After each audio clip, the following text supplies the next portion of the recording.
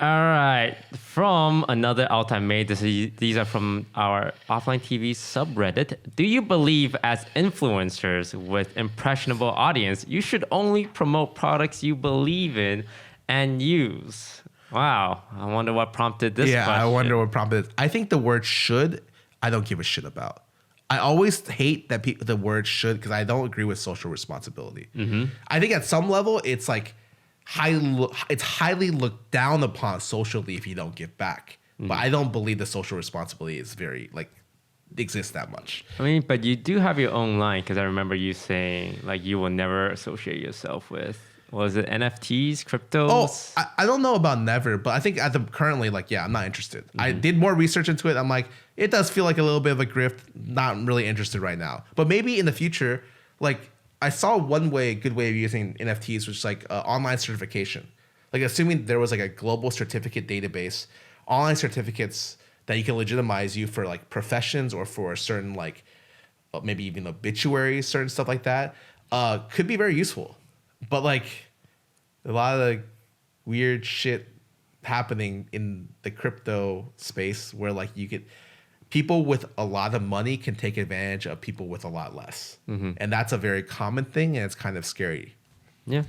But I think it does, it just depends on you. Yep. If you want to make that bag, let's say I was promoted to, here we go, this fucking drink product, and I didn't like it. I hated this drink product. By the way, I like this drink product. By the way, this is the Genki Lychee. We love it. We drink it, and we're not sponsored. Please sponsor us. But I'm no joke. I drink a shitload of these, okay? But let's say I didn't, and I said I drank a shitload of these, or they wanted me to say it. But they're also hey, we'll pay you $500,000 to say that you love this on the podcast. Then it's up to me to decide, is that money worth it? How much do your morals slide to money? It's different for person. Mm-hmm. For me, I have a very specific cutoff, but I think the cutoff changes a lot. So let me describe it with people. When I first started being a creator, I think I really took it seriously. Right outside ending coaching with CLG, starting OTV kind of, I took a year where I took sponsorships every month. I like it called the Leslie angle, where she has a sponsor every week or something like that. I used to do that. And I found out I don't fucking like it. It's too many sponsors. I don't like doing this many sponsors. I'm not about that. And nowadays, I'm very specific. I'm okay, don't touch my fucking IG. Don't touch my Twitter more than one post per sponsorship. I don't like being a billboard for that stuff. Don't do this, this, and this. I will not do mobile games. I think everyone has that kind of limit, And for all of these, let's say mobile PUBG reached out. Hey, Scarab, we have a campaign. We'd like to give you $1 million. And I'm shit, what do you want me to do? Play for 1 hour. Well, shit, 1 hour. Let's fucking go. I'll do it, So it's always just about the money. But I think the good thing about this, most companies are logical. And so therefore, everything kind of aligns well with my current morals. Or I don't take sponsorships I usually don't believe in. Or that even if I do take sponsorships that aren't the products themselves will work. Maybe they're just priced up, But I don't have a problem selling priced up stuff because there's a ton of stuff that's super priced up regardless, It's just I don't ever want to lie about stuff. Mm-hmm. Yeah, when I was a little younger, just playing Hearthstone, I remember not caring too much about the stuff I promote.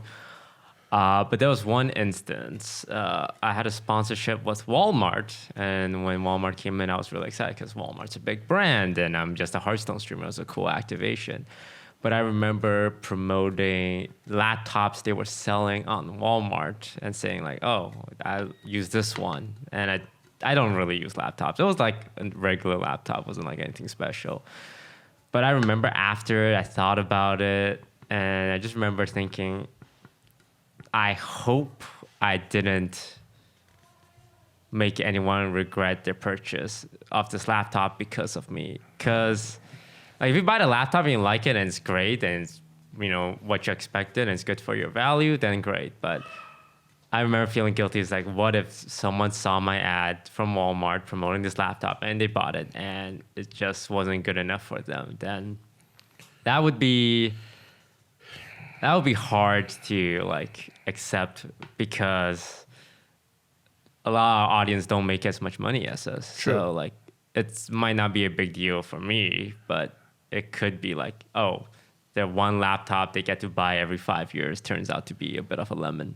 So I actually had the laptop sponsorship with Acer, and I was promoting a super expensive laptop, but it was also a super top of the line laptop. I think you currently have a model. And it's got like the touchpad here, full mechanical keyboard layout. Yeah. And I thought the laptop was great, but price wise, I thought it was very pricey. But I'd already been told by like them that like it sold really really well in China, and like it is just doing. It's like I looked at the specs, I was like, it's all good.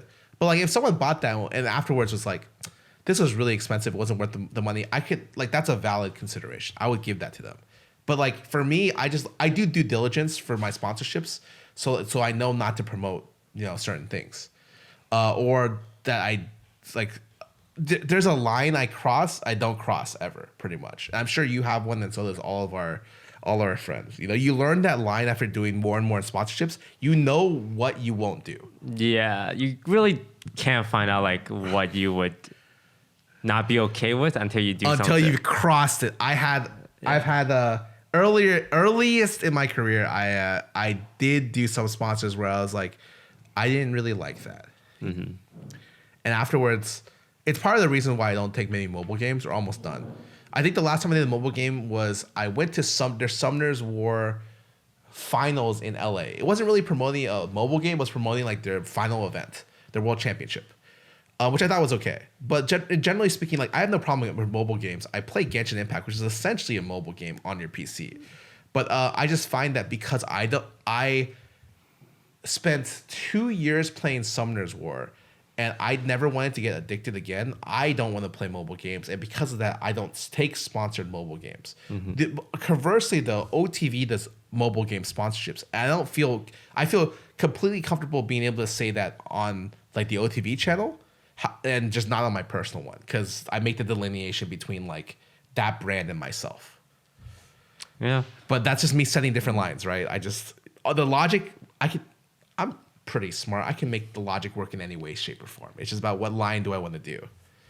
Yeah. So to answer your question, look, at the end of the day, people will spend money on whatever they want, legal, not legal. If they want to spend products buying clothes or merch from their favorite streamer and just be happy because they bought it from their favorite streamer, go nuts. But I always try and operate on a high level of transparency. I'm working on my merch right now, and I do plan to say, this is how much I'm going to make if you buy one of these shirts. This is how much the factory is taking a cut, because when it comes to merch or any products, the creator's making money from it, one way or another, but it's the margin difference. If you pay $50 for a sweater, that sweater cost is probably like $20, and that $30 extra, that's being set by the content creator. They could sell it to you for $25, but they're tacking on extra $25 because it's just straight up extra $25 going into their pocket. There's no reason why they should tell you that, oh, by the way, these are my margins, because transparency never really works in the favor of the content creator. If anything, it could show how greedy they are, or if it doesn't, it just shows how much money they're making. I find that it's really easy to be outraged when you try to be transparent. A good example is like, so we just told you about some prices of sweaters. So let's say someone does launch a merch and sells a sweater, and they get 40% of the sweater price, and it only costs them like 40% to make the sweater. Yeah, is that reasonable? That's a trick question. Yeah. You don't know what is the average price that a seller is supposed to make. You don't know unless you do your research or you're in the scene. Yeah. I'll flip this a different way. So when you go to Artist Alley at conventions, how much does an artist make on a print? They usually sell these prints for I would say $20 for two, $20 for three. Mm-hmm. Each print, I think they make like 20 times each print. Mm-hmm. And so they're walking out of AX with thousands of dollars. But like, is that bad? Is it the degree that's bad? Is that like they could sell a lot cheaper? They could.